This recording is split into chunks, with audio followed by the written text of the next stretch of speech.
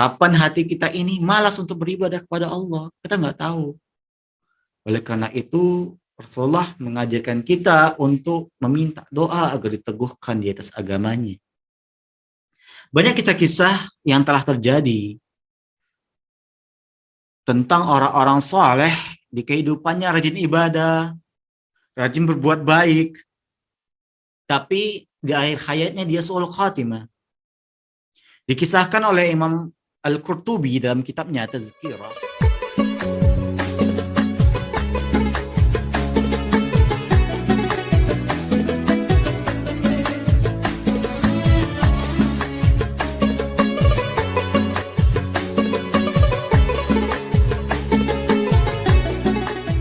Assalamualaikum warahmatullahi wabarakatuh.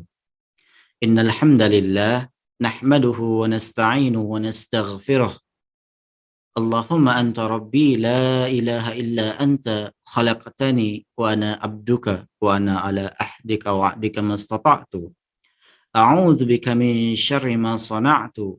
Abu'u laka bi ni'matika alayya wa abuhu bi zambi faghfirli fa innahu la yaghfiruz dzunuba illa anta.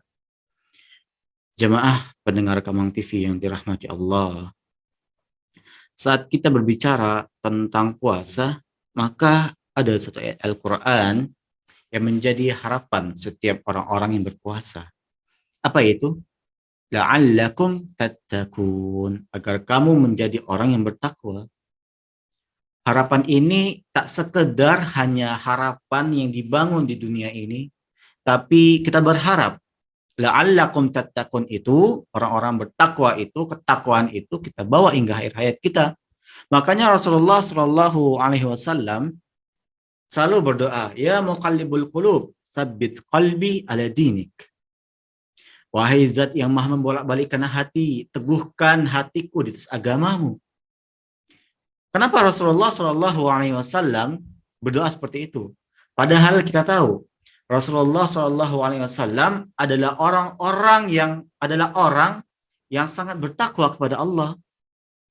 Bahkan Ibunda Aisyah mengkisahkan Rasulullah itu salat malam sampai bengkak kakinya. Sedangkan kita salat malam pun malas.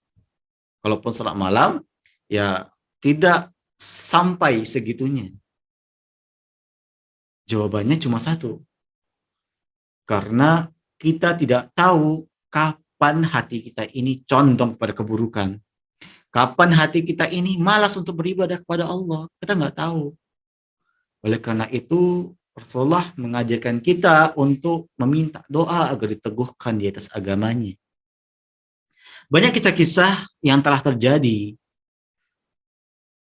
tentang orang-orang soleh di kehidupannya rajin ibadah, rajin berbuat baik, tapi di akhir hayatnya dia su'ul khatimah. Dikisahkan oleh Imam Al-Qurtubi dalam kitabnya Tazkirah. Dulu di Mesir, hiduplah seorang pemuda yang dikenal suka rajin ke masjid. Salat wajib ke masjid. Bahkan saking rajinnya, dia itu muazin. Datang sebelum azan karena dia muazin. Masya Allah. Sama-sama kita ketahui, zaman dulu kan belum ada mikrofon ini belum ada. Jadi untuk azan dia naik ke suatu tempat yang tinggi atau menara masjid istilahnya.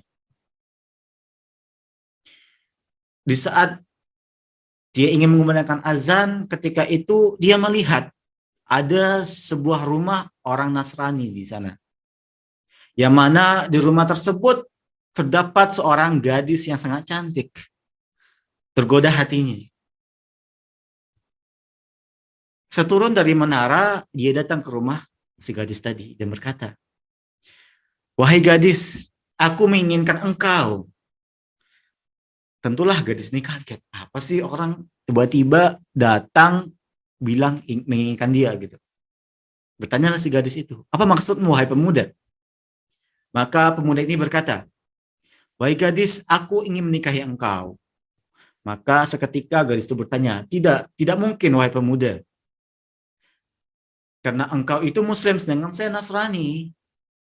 Maka pemuda itu berkata, pemuda yang telah hatinya tergoda oleh seorang gadis. Bagaimana kalau aku pindah ke Nasrani? Apakah engkau ingin menikahi aku? Apakah engkau mau aku nikahi? Maka gadis itu berkata, tentu. Seketika itu juga si pemuda yang dikenal soleh, yang dikenal rajin beribadah kepada Allah Subhanahu wa taala, bahkan dia seorang muazin, murtad, keluar dari agama Islam. Setelah dia murtad, dia menikah dengan gadis pujaan hatinya. Tak lama kemudian, dia ada sedikit keperluan untuk naik ke atas atap rumah. Tapi tiba-tiba saat dia di atap rumah, dia tergelincir dan jatuh serta mati. Tak sampai satu hari dia murtad, tak sampai satu hari dia menikah, Allah cabut nyawanya dalam keadaan murtad, kafir. Sul khatimah, na'udzubillah. Kita lihat bagaimana orang yang rajin ibadah tadi, pemuda rajin ibadah tadi. Ibadahnya banyak, tapi matinya sul khatimah. Bagaimana dengan kita yang ibadah malas-malasan? Apakah kita berharap la'allakum tattaqun dengan ibadah kita yang sangat malas-malasan? Pertanyaannya, apakah puasa kita saat ini, ibadah kita saat ini sudah bersih? Keikhlasannya karena Allah Ta'ala. Ataukah masih bercampur dengan keinginan-keinginan duniawi? Masih bercampur dengan maksiat-maksiat? Dengan dosa, dengan kedustaan, dengan caci maki kepada orang-orang. Ya saya puasa, tapi mulut saya juga mencaci maki. Apakah itu yang kita harapkan menjadi ketakwaan?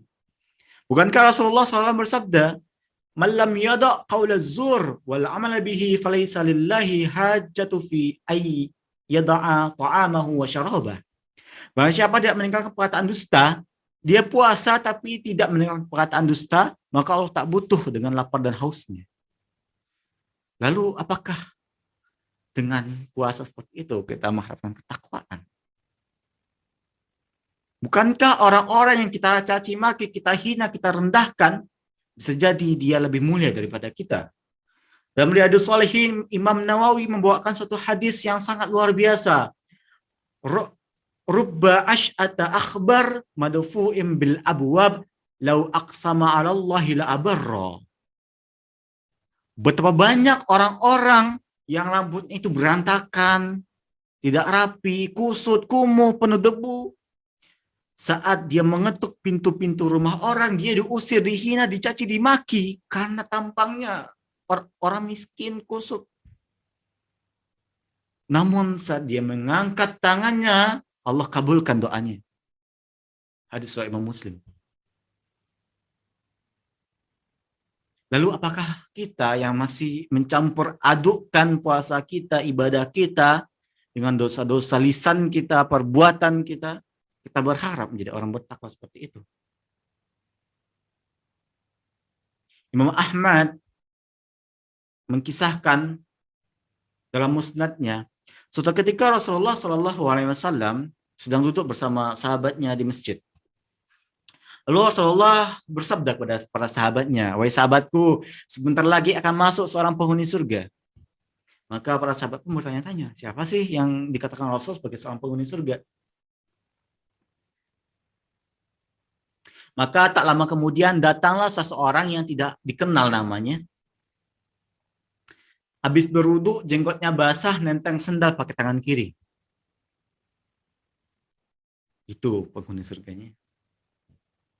Keesokan harinya, saat bersama para sahabat, Rasul kembali bersabda, "Sesaat lagi akan masuk seorang penghuni surga." Maka para sahabat pun bertanya, siapa sih yang menjadi penghuni surga tersebut orangnya? Tak lama kemudian datang pemuda kemarin, habis berwudu, jenggotnya basah dan sandal pakai tangan kiri.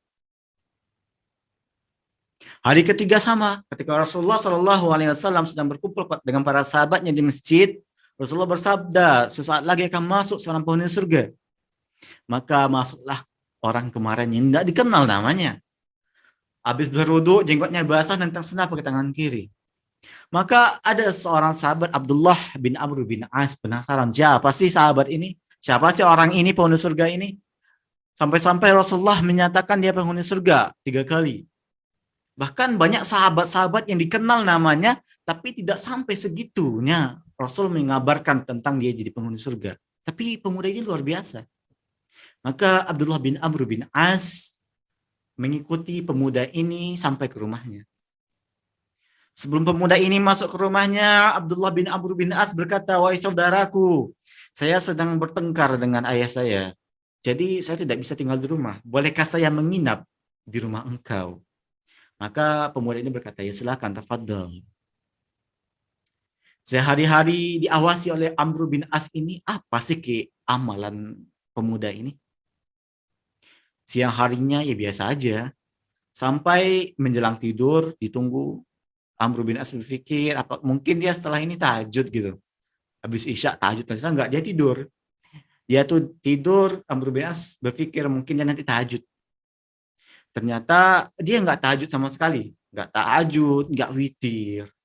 Tapi kalau dia tersinta atau terbangun, dia beristighfar sebentar, tidur lagi. Hari kedua begitu juga, Amr bin As melihat dia tidak qiyamul lail. Dia dari habis Isya tidur sampai subuh, bangun. Hari ketiga seperti itu juga. Gak ada yang istimewa sih pemuda ini. Karena Rasulullah mengajarkan bahwa kita bertamu itu maksimal 3 hari, maka Amr bin As pun pamit untuk pulang. Sebelum pamit, Amr bin As berkata, "Wahai pemuda, sebenarnya saya tidak bertengkar dengan ayah saya. Tapi saya menginap di rumah engkau karena saya penasaran. Karena Rasulullah Shallallahu Alaihi Wasallam mengabarkan engkau 3 kali di penghuni surga. Amalan apa sih yang engkau amalkan? Saya jadi penasaran, makanya saya mengikuti engkau." Maka pemuda ini menjawab, "Tidak ada amalan yang spesial yang saya lakukan. Hanya saja saya tidak pernah mendapatkan pada diriku rasa ingin menipu terhadap siapapun. Nggak ada rasa ingin berbohong. Dan saya juga tidak pernah merasa dengki, iri kepada kebaikan-kebaikan yang orang dapatkan." Nah, Abu bin As pun berkata, "Itu amalan engkau, wahai pemuda." Hadis ini diriwayatkan Imam Ahmad dan sahih. Dari kisah ini kita belajar bahwa amalan fisik itu penting. Kita puasa, kita sholat itu bagus, Masya Allah. Tapi ketika amalan fisik kita tidak diiringi dengan amalan hati, kita mencaci maki orang, kita hinakan orang, kita berbohong, atau ibadah kita tidak ikhlas niatnya karena Allah, maka apa yang kita harapkan dari ibadah kita? Jadi agar kita menjadi orang-orang bertakwa, maka hiasilah puasa kita dengan amalan hati yang juga bersih. Semoga kita dapat meraih janji Allah, la'allakum tattaqun, agar kamu menjadi orang-orang yang bertakwa. Mungkin sedikit ini nasihat untuk diri saya pribadi dan untuk para pendengar Kamang TV yang dirahmati Allah. Semoga apa yang saya sampaikan dapat membawa kebaikan untuk kita semua. Terima kasih. Assalamualaikum warahmatullahi wabarakatuh.